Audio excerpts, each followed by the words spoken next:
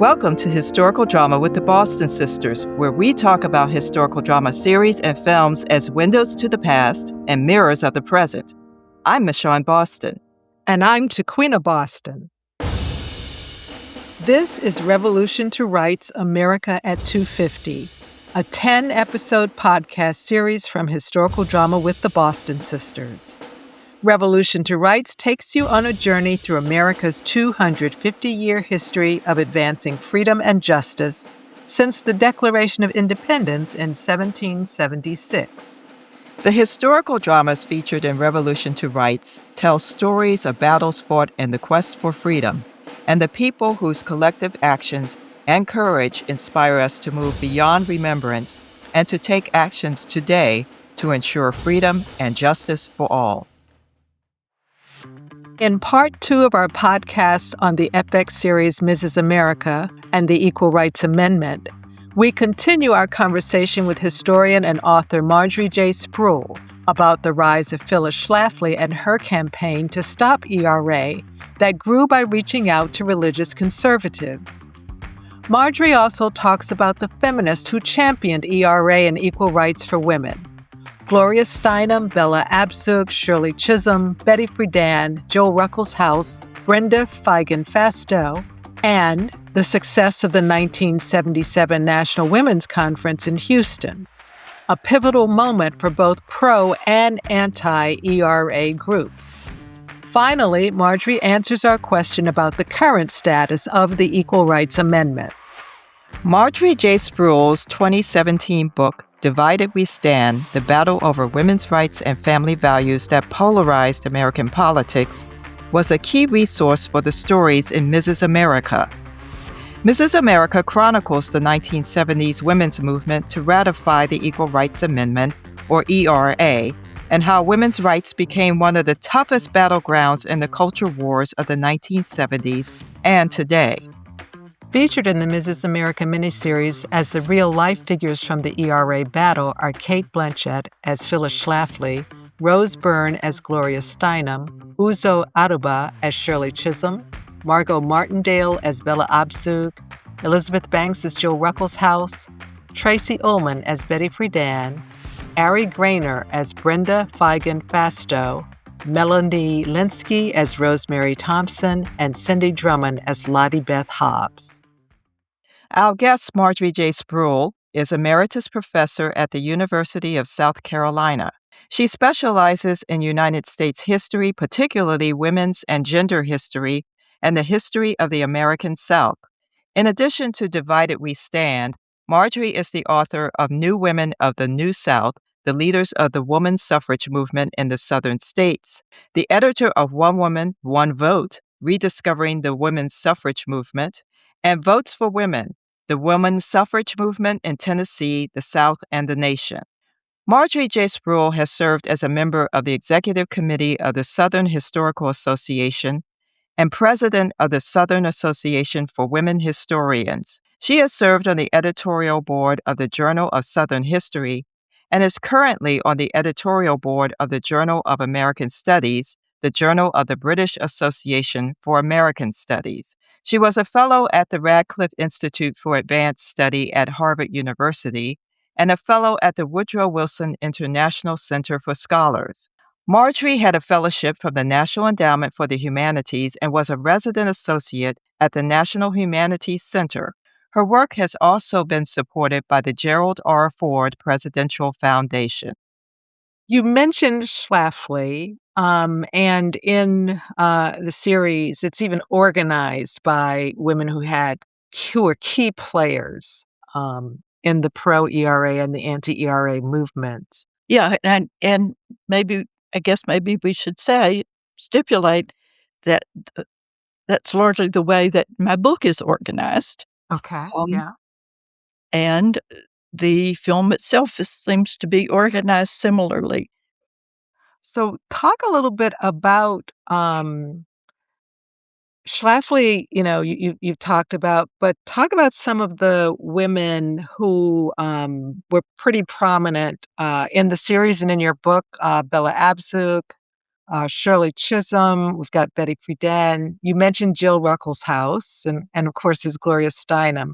And then there were some women I didn't know about so much on the anti-ERA, a woman named Lottie Beth Hobbs, and Schlafly's organization, the Eagle Forum. I want to make a little note. In your book, when I read and saw in a series how Schlafly used pink paper, I just want to say Ida B. Wells printed her newspaper in Memphis on pink newsprint. And it was for a different reason because she said children would go pick up the paper for their adults or their parents, and they hadn't learned to read at that point. So she said that way there was no mistake. It was my paper and not the Memphis Commercial.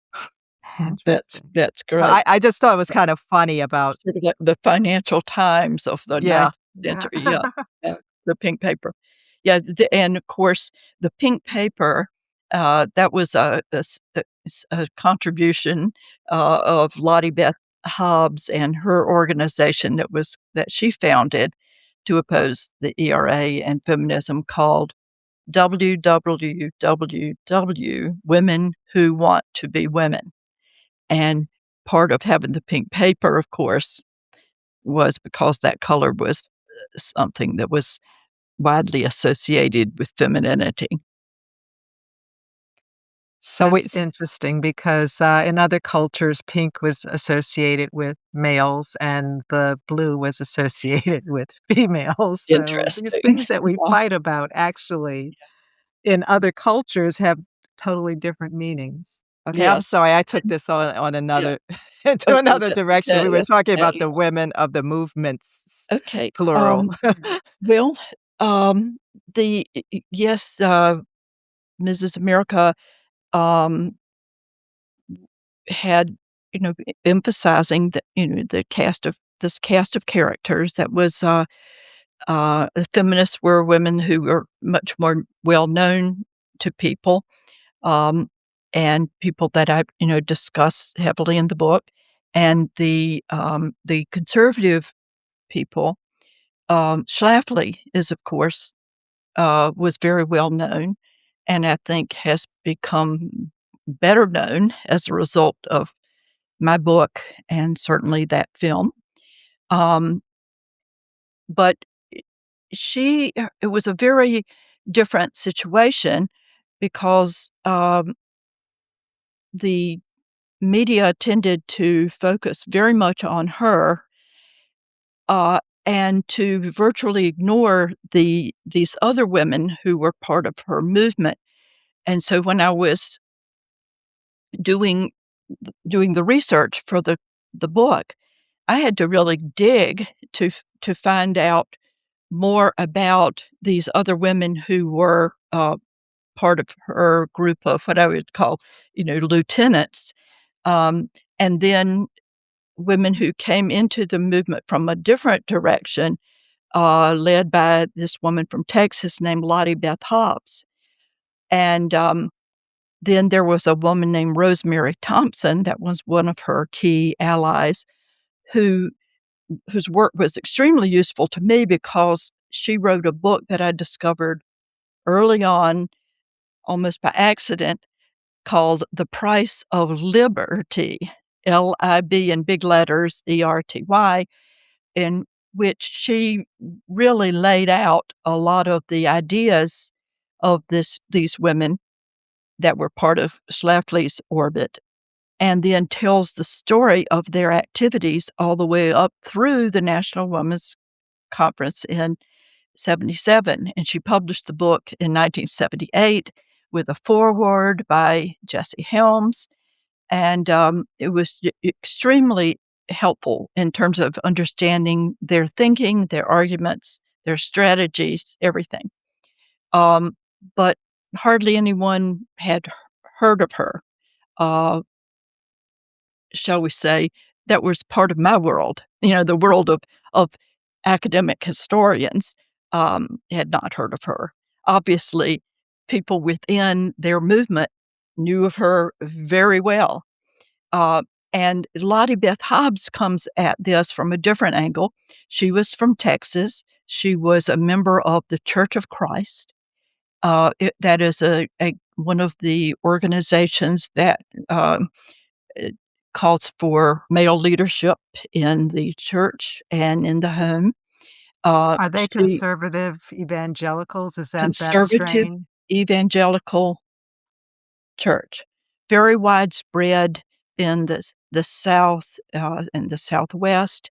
Like she was well known among members of the Church of Christ because she was a frequent speaker to women's groups within their organization. They tended to be sex segregated, and you know she was not to be a leader who was telling men what to do, but she was a leader among the women. And she also was a talented writer and author of inspirational literature, meaning religious literature that was written by her for other like-minded women, particularly those within that church.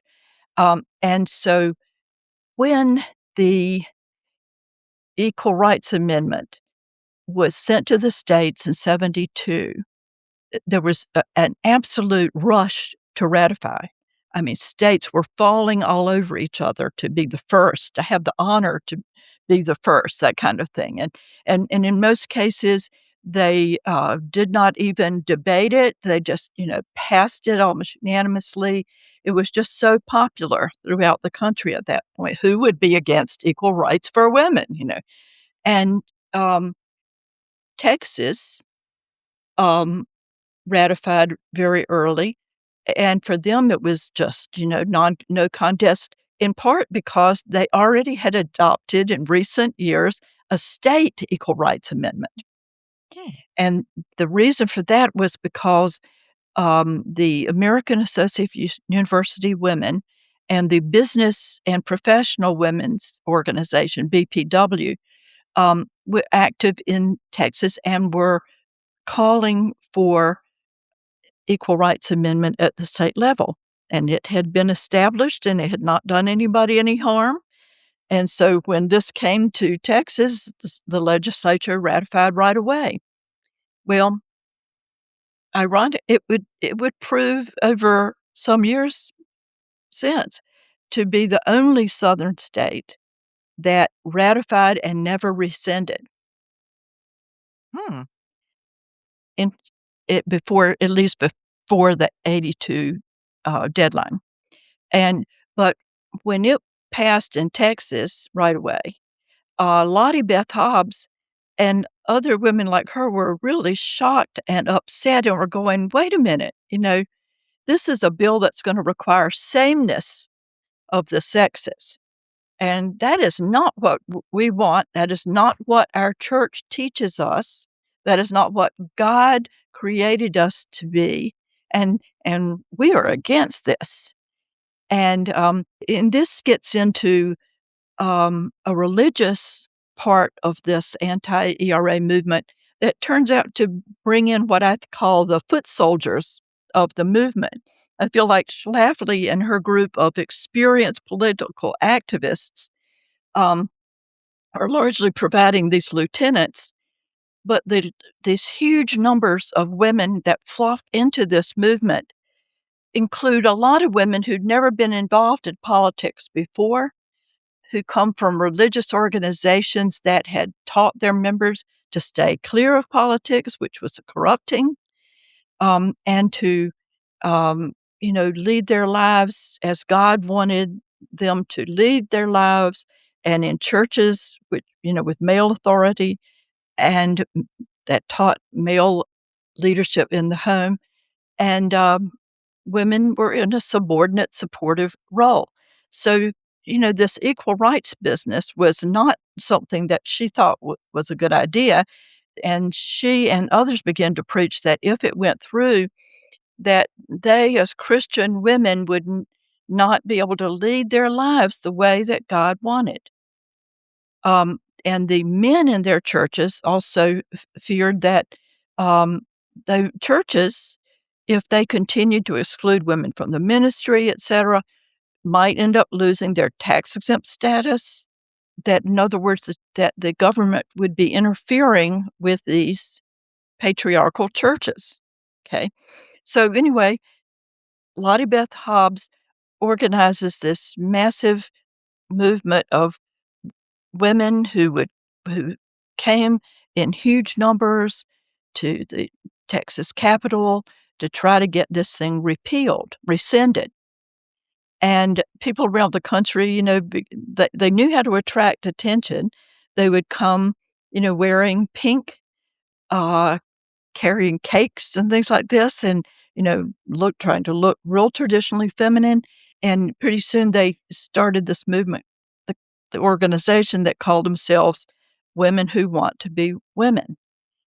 And they failed to get Texas to rescind, but they organized, and it spread to other states in the region and ends up, spreading all over. And Schlafly sees this, and she's a very smart woman and organizer. And so she seeks out Lottie Beth Hobbs, asks her to join her board, and then they begin, working together. Lottie Beth Hobbs ends up being a major figure in this story. And later on, we'll be talking about the National Women's Conference and the pro-life, pro-family rally that took place across town at the Astro Arena. And Schlafly spoke at that, and the entire media immediately saw it as her creation, her invention. After it was such a huge success, and arguably, the beginning of the religious right, she gets lots of credit for having organized that meeting. But the truth of the matter is, which I discovered when I was digging and going through correspondence that was never published, and finding the answers for why did this happen? Why did that happen? I discovered that having that rally was Lottie Beth Hobbs' idea, and Schlafly was opposed to it because she said, we're never on this short notice going to be able to get a large enough group of people to attend that it will look like anything other than embarrassing for our cause. It's the weekend before Thanksgiving. Who's going to leave home and, go out and do this? And all the rooms are already taken. It's not going to work. But Lottie Beth Hobbs persisted, and she got the Astro Arena and then proceeded to fill it.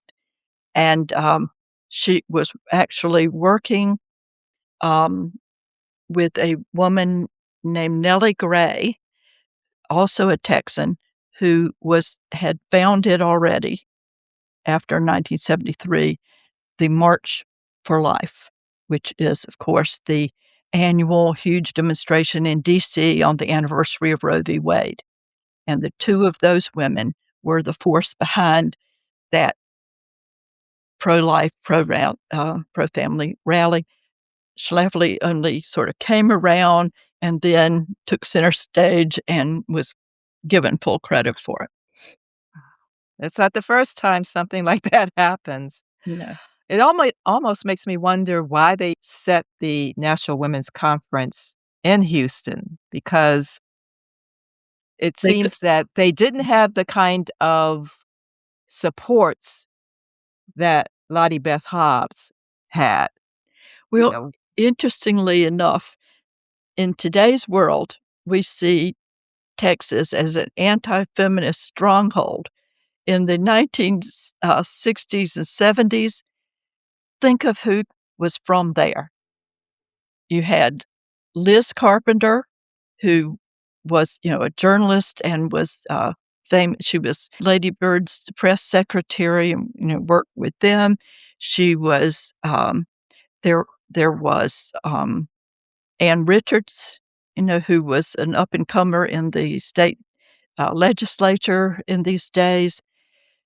Who argued the case Roe v. Wade before the Supreme Court? Remember? Yeah. Sarah Weddington from Texas.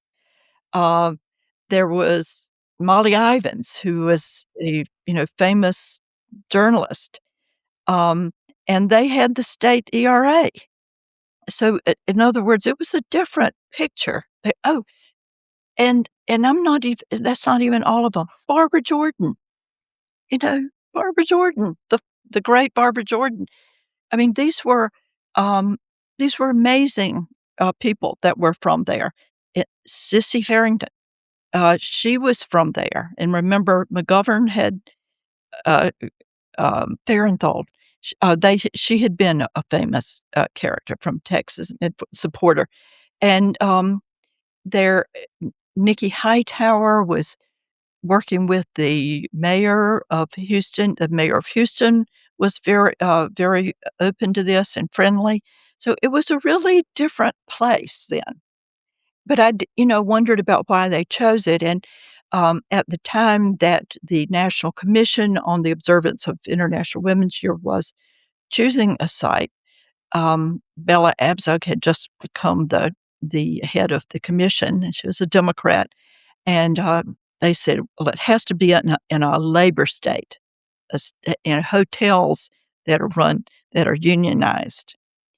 Texas was that. And it was the only state, as I said, that had ratified the ERA and not rescinded it. And they were, of course, trying hard at this point to get the additional 3 states that they needed. And they thought that having it in the South would be a good idea for that reason. So that's why they chose it.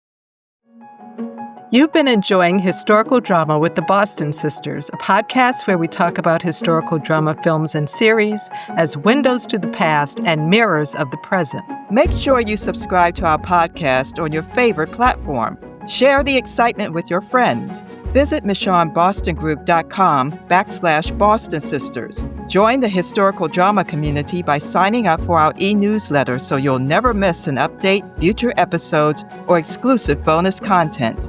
Now, back to our fascinating conversation. Marjorie, what I'm hearing is the organizers of the National Women's Conference, you had a whole lot of insiders. You had a whole lot of establishment people, which kind of gives you a false sense of security and confidence. Mm-hmm. And then you had this grassroots organization coming from the outside, so to speak. Of the feminist movement, you mean? Of the conservative women. Mm-hmm. Going back to, I'm going to give Lottie her props. I'm just going to put her up as the key person here. So in some ways, ERA and feminism was making advances because they did get closer and closer to power. How does that break apart? I mean, even within the feminist movement, there were still people who were outside of it. Women who were not as privileged or wealthy, poor women, women of color, LGBTQ women, it's sort of, this is just fascinating how this came up and then kind of slipped between their hands. We'll probably get back to this at the end, but I don't think that it ever really slipped away. I mean, I think that the women's rights movement changed the society in ways that we're still feeling. And as I think that they made major gains during this period, and the conservatives managed to discredit the movement a lot in a lot of people's eyes, and portrayed feminists, as selfish, man-hating creatures, and they really fully exploited that to the point that feminism was a dirty word for many people for many years. But in the end, most of the gains have endured, with the notable, extremely important exception of the right to control a woman's own body. And that they have made huge gains in that do not reflect the vast majority of Americans and public opinion. But they gained the power to do that, and they took it. And that has had very negative consequences. But in everything else, we have continued to make gains, even though we are still not at full equality when it comes to wages, obviously, political representation, and corporate representation. corporate representation. So we still have a long way to go, but I certainly think that most of those gains continued. First, we need to explain what the International Women's Year was and the National Women's Conference. Because if I'm going to argue that it's a major turning point in our entire history, it needs a little context. And Yes. and I definitely do in the book argue that the IWY meetings of 1977 and the National Women's Conference, which was the culminating event in Houston, Texas in November 1977, was a pivotal moment in American history, a major turning point. Then we need to go back a minute to how that happened in the first place, because it's a unique event in our history. And what happens is that, you know, in the early 70s, at the time I was talking about, which is, a really high point in American women's history, this was an international movement. It was all over the world, from Eleanor Roosevelt and the Human Rights Declaration that said that, women's rights were human rights and all that, all the way forward. The United Nations organization was promoting women's rights around the world. And in 1972, they declared that 1975 to 1985 was going to be the decade for women. They were going to kick it off in 75 with an International Women's Year conference, and then go from there. The whole goal of that was to further the status of women around the world.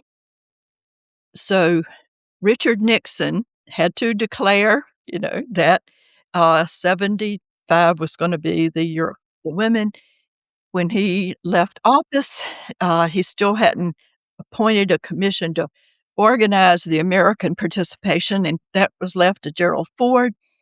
Gerald Ford appointed a national commission on the observance of International Women's Year, and it was that national commission that was first going to represent the U.S. at the 75 conference that ended up being held in Mexico City and was called the Mexico City Conference. But it was that world conference that met that year. Big deal.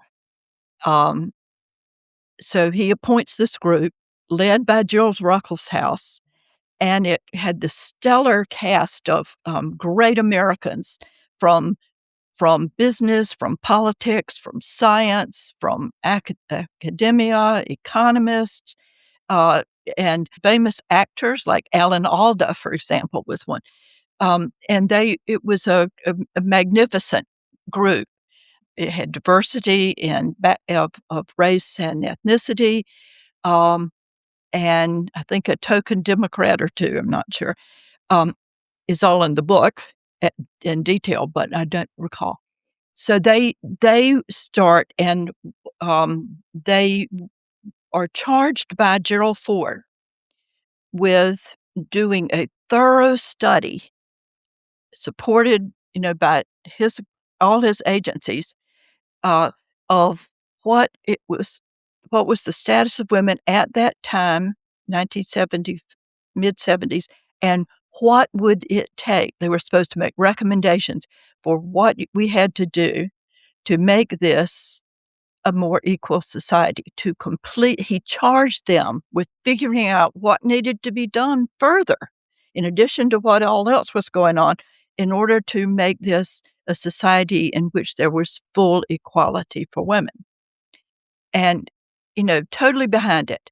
And it sort of tied to an earlier celebration of the Declaration of Independence. It was the bicentennial year. Mm-hmm. Sigh. And in stark contrast to our own times, we had a president who was, fully supportive of women's rights and said that he wanted that report in beginning of July 1976. And so that commission worked for a year. It's extraordinary. Commission, the work that they did, the very first thing they did was to say, our major goal is to get the Equal Rights Amendment ratified. And then they put out, beginning of July, they unveiled their report, and it was called To Form a Perfect Union, Equality of Rights for American Women. And it was 271 pages and full of information, recommendations, supportive data. It was just incredible. And Gerald Ford accepted it. And, even at that time, he's under attack from the right. They're trying to displace him or to get Reagan in. Schlafly and them are all involved. Her husband files a court challenge to keep this thing from being released, this report. They were outraged that, by 1975, their movement had just about managed to stop the ERA bandwagon. And then this president comes along and appoints, this commission. And it's all led by feminists. And they're not included. Okay, so then after Americans return from the Mexico City conference, they're really pumped up. And they ask Congress to give them millions of dollars to start a conference, a series of meetings and a conference within the United States. And they mean it as a way to involve large numbers of people at the grassroots level in determining what is it that we all agree needs to be done. And so Congress approves this, and the Gerald Ford, by the time it all happens, is out of office, and Carter appoints the commission. And then he appoints all feminists to lead it, but including some women who were more radical. He includes Bella Abzug, who's now lost her seat in Congress, to be the head of it. He appoints Jean O'Leary, who's one of the leading figures in the gay and lesbian rights movement in America. And he appoints Gloria Steinem and others. Of course, there were also famous people like Edith Bunker from then the most popular show in America, All in the Family, the actress Jean Staples. Jean. And others. So Coretta Scott King, he appoints. He appoints women who are labor leaders. He appoints some Native Americans. It's Latina. Carmen Delgado Vota was head of the Puerto Rican women in the country. So you get the picture. Still feminist, some that even a little bit further to the left, and they're going forward. And Schlafly, them are just the government, as far as the government's concerned, they're not even recognizing them. They're not bringing them in, trying to have them as part of this. So Schlafly is outraged that even though they have slowed the IWI bandwagon, and that it's still 4 states short at that point, that the federal government is now given $5 million for them to have this series of state meetings and a culminating National Women's Conference, and that the likes of Bella Abzug and others are ones who were then organizing it. And so it's that same year, 75, that she starts a new organization called the Eagle Forum. So she's back in 72 had created an ad hoc organization, Stop ERA, short for Stop Taking Our Privileges. Use that word But the again. idea of that was, it was just gonna be a temporary organization until you defeat the amendment. But now she's decided to start a permanent organization, Eagle Forum, that is going to challenge not only the ERA, but the whole feminist agenda and become the goal to make a real difference in American politics. And as we know, that organization still exists. So essentially, with the IWY, this ad hoc movement, that's sort of a social movement to stop one particular bit of agenda, now becomes a permanent political movement that, by the time the IWY is over, will be calling itself the pro-family movement.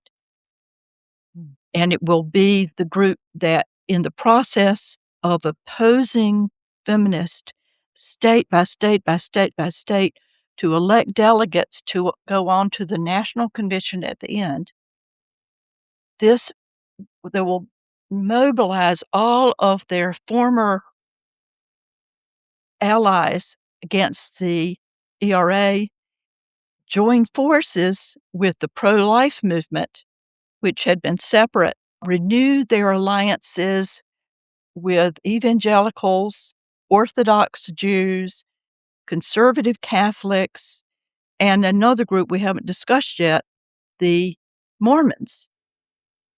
And in other words, all these different churches that previously never cooperated with each other, were not a part of the ecumenical movements of the age, worked independently, in fact, saw each other as competition. Now they are joining forces with Schlafly and her group to oppose what they saw as a big threat to them all, and that is this ungodly thing called feminism.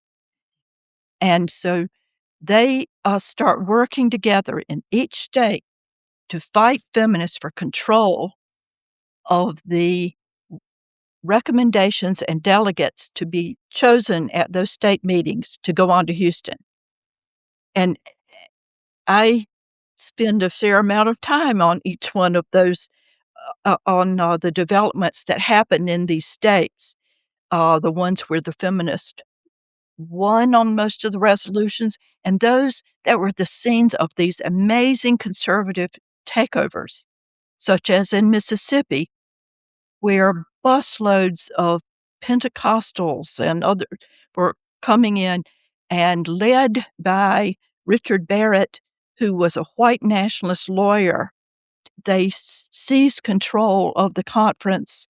They adopted their own set of resolutions, which included everything from banning abortion to defending white people in Rhodesia, to getting rid of Social Security, the whole thing. And then they proceeded to elect, in violation of all the rules, an all-white delegation to represent them in Houston, which included something like 6 men and the wife of the state leader of the Ku Klux Klan. So this is dramatic stuff. And if you ask me how it was that I came to write this in the first place, I moved to Mississippi in 1981, just a few years after this had happened, and every progressive woman that I met was still reeling from that conservative takeover and what they had witnessed, when a lot of white people who were from John Birch Society, the Klan, and a lot of very strictly fundamentalist churches, and the John Birch Society played a heavy role. These are people who 10 years earlier had gotten overcome the civil rights movement with the backing of the federal government. And they were sort of in disarray. And women like Junita Blackwell, were being elected. She was a mayor of her town. Black people were having real political power. And this totally freaked them out when suddenly they got the word that the federal government had paid for women to come together and create a list of recommendations that Congress and the president were going to have to follow, and that feminists, including lesbians, were leading this, and people like Coretta Scott King, was one of the leaders. And they just were determined to take this as an opportunity to show the federal government that they were not going to push them around anymore, and that they were going to, take back power, and hold their own, and they were going to make their stand with this movement. And so this was kind of going on all over. That state was an extreme example, but in Utah, the church, quietly encouraged Mormons in every ward, to turn out in large numbers and attend this. And they also threw out the recommendations that had come down from the National Committee and adopted very conservative recommendations and sent a anti-feminist delegation to Houston. And, there were several other takeovers like this. But what happened is that in the process of organizing to fight the Equal Rights Amendment and this feminist agenda that was being developed, they came together and learned to work together within their states. And then they turned out in huge numbers for this pro-life, pro-family rally in Houston, where 10 to 15,000 people flooded the Astro Arena to hear Lottie Beth Hobbs, Nellie Gray, Phyllis Schlafly, and a number of others speak, including Mildred Jefferson. Dr. Mildred Jefferson was a Boston physician. She'd been the first African-American woman to graduate from Harvard Medical School. And in 1977, she was the president of National Right to Life Committee, and she addressed the crowd at the rally.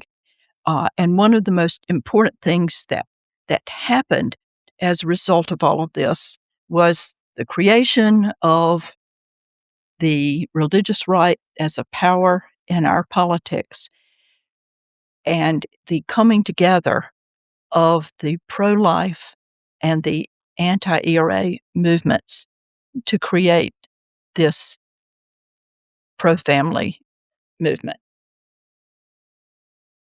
Wow. So no matter how you slice it, women still do all the work Well, to build the movement.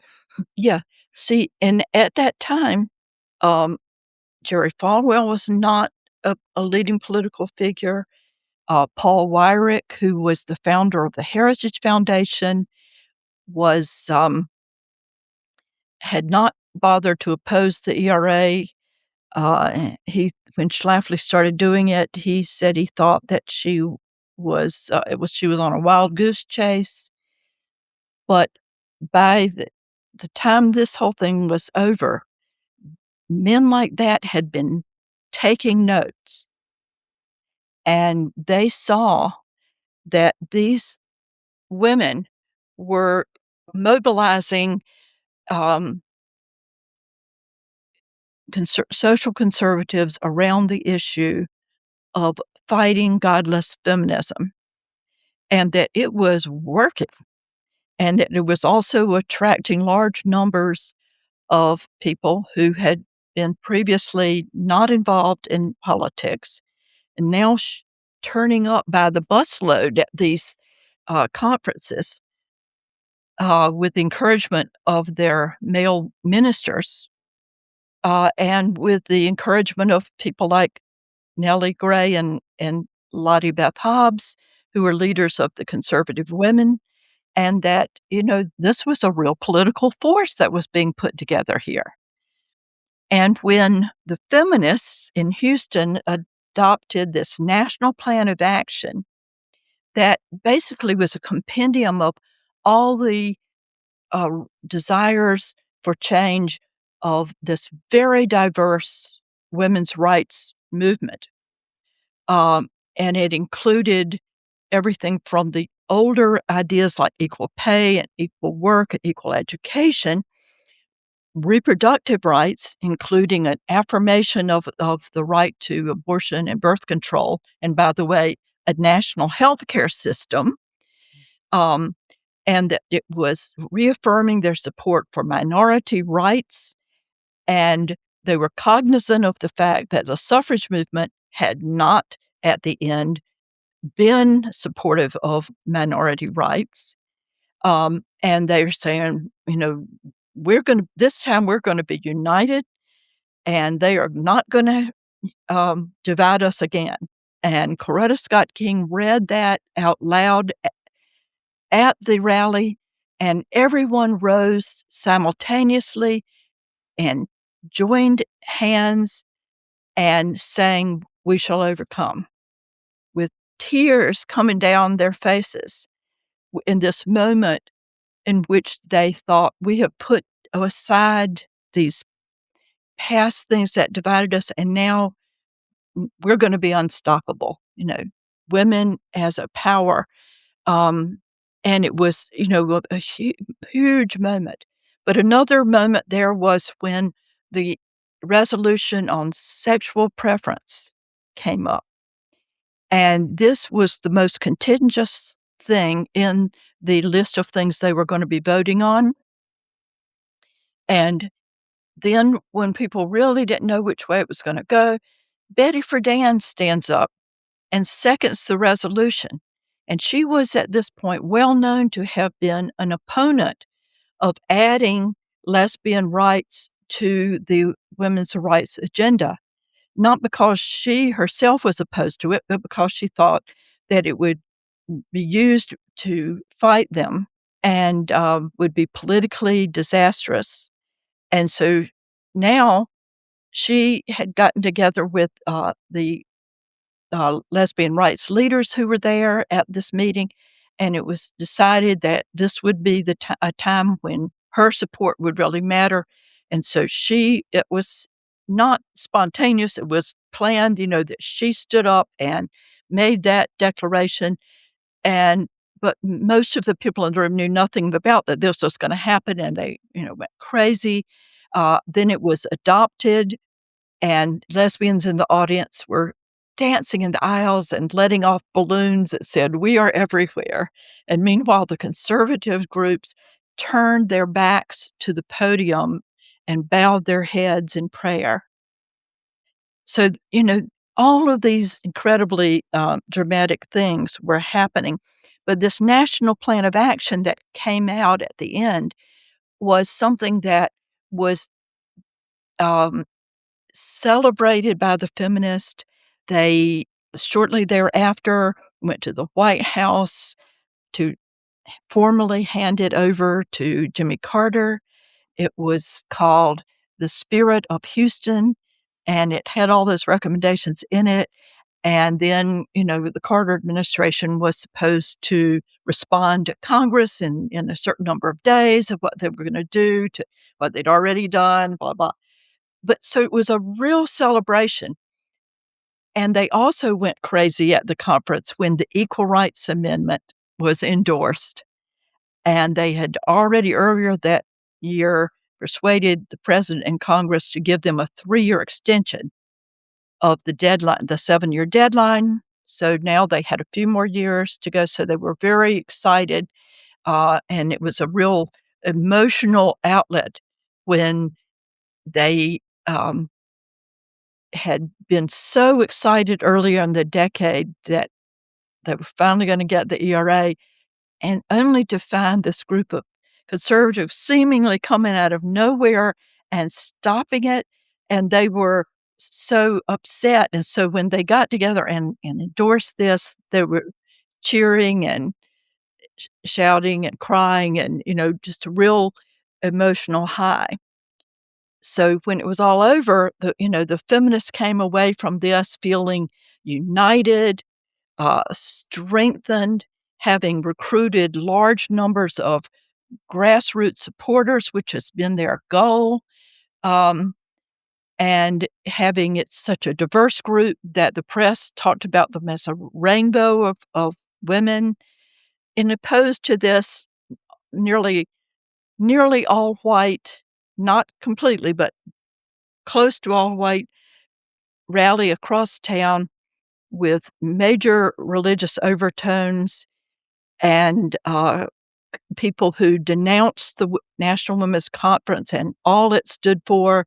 And they criticized the fact that not only the First Lady, the current First Lady, Rosalynn Carter, but Lady Bird Johnson and Betty Ford, were all there with Bella Abzug and Coretta Scott King on the podium. And they were denouncing them for doing all of that.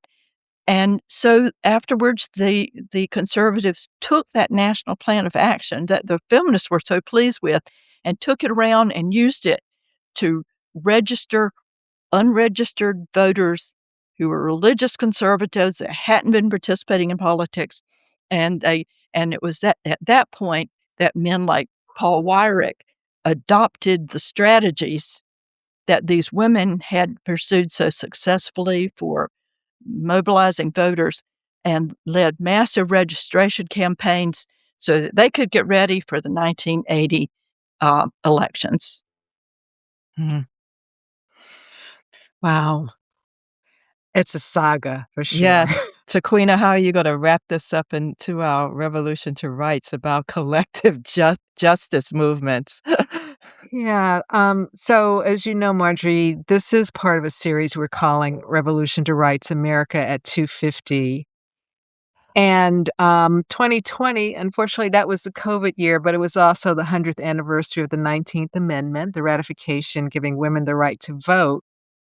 And it was also, I think, the year that Virginia became the 38th state to ratify the ERA. Yes. So where does the ERA stand now? And if it's passed, what do you see its potential being for, what was the term used, creating that perfect union? I think that was Gerald Ford's report. That was the report, and they got the wording, of course, from the preamble to the Declaration. Well, the ERA, after where we left off in 77, they still had 3 more years. They only were able to get 1 more state, and that was Indiana, and that was after Rosalynn Carter called and persuaded somebody there to support it.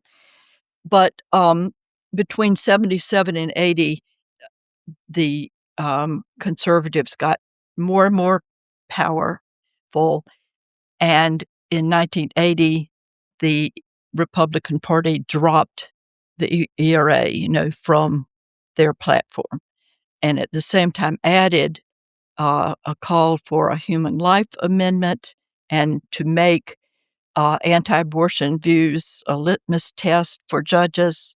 And they've then, with this urging of white Republican women, have pushed that agenda ever since. The wording strengthened a little bit along the way, is still there.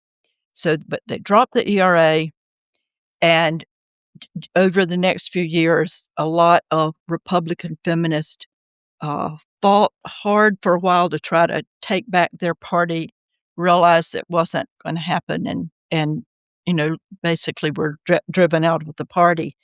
So it became something that's strongly associated with one party and not the other, as we know it today. But they were very disappointed when 1982 came and they didn't have the requisite number of states. And after that, they weren't able to get it through Congress again. So it wasn't looking good for it. But then 3 women law students came up with what was known as the 3-state strategy.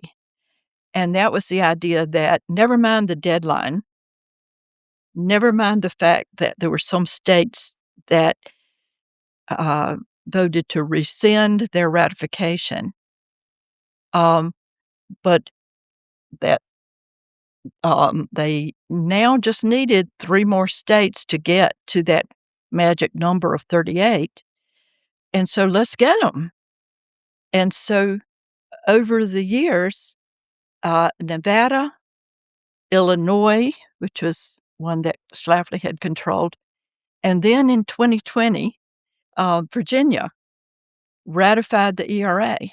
And so people are saying, okay, we've got the 38 states, so we've got the ERA. But there are a few problems in the way of that. And those 2 issues, the deadline and the states that have claimed to rescind, those are 2 issues that have never worked their way through courts because they were, as the lawyers say, moot point after 1982. So they just, there were things that going through the courts to see whether or not that even that 3-year deadline had been legit and whether or not states are allowed to rescind. And so those things are still there. And the deadline, I think, is one of the most important ones because the question is, once Congress establishes a deadline, can it extend it? Okay, well, they extended it once before. Can they do it again? So anyway, these issues are not resolved yet. And so some people are saying, well, after the 38 states, then the archivist of the United States is supposed to just declare it in effect. And but David Ferrero and Colleen Shonigan and others, who's going to do that?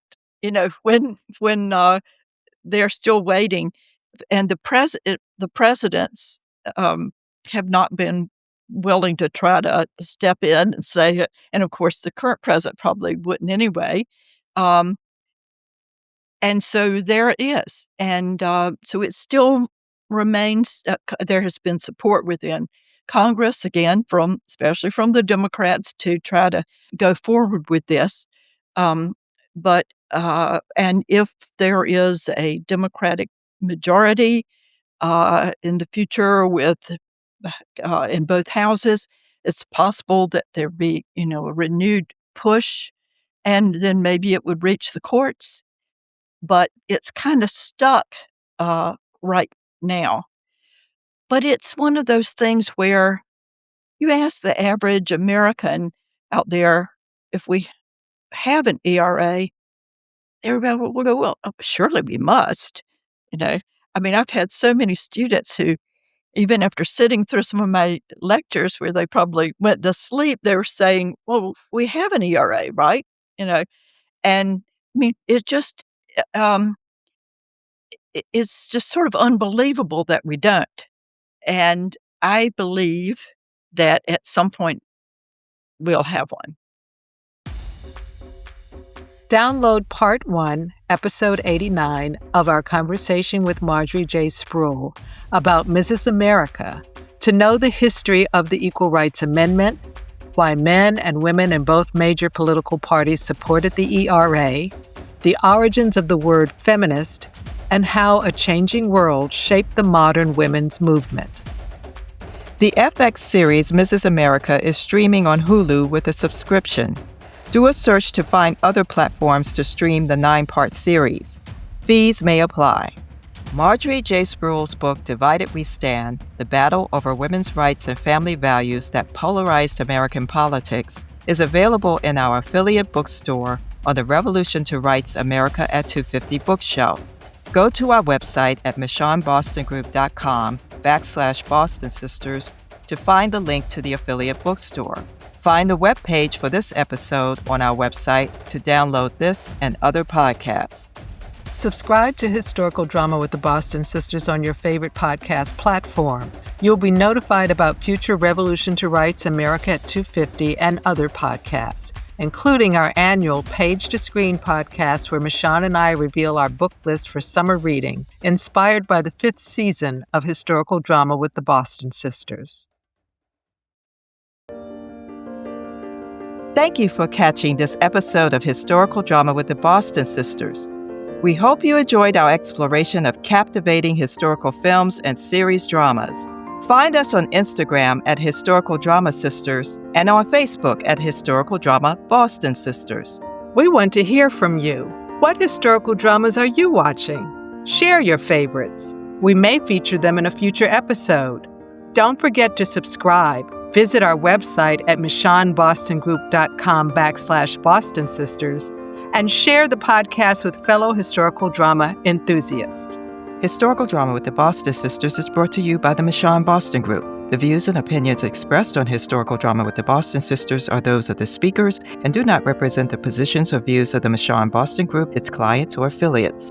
This is Michonne Boston. And this is Tequina Boston. Thank you for listening.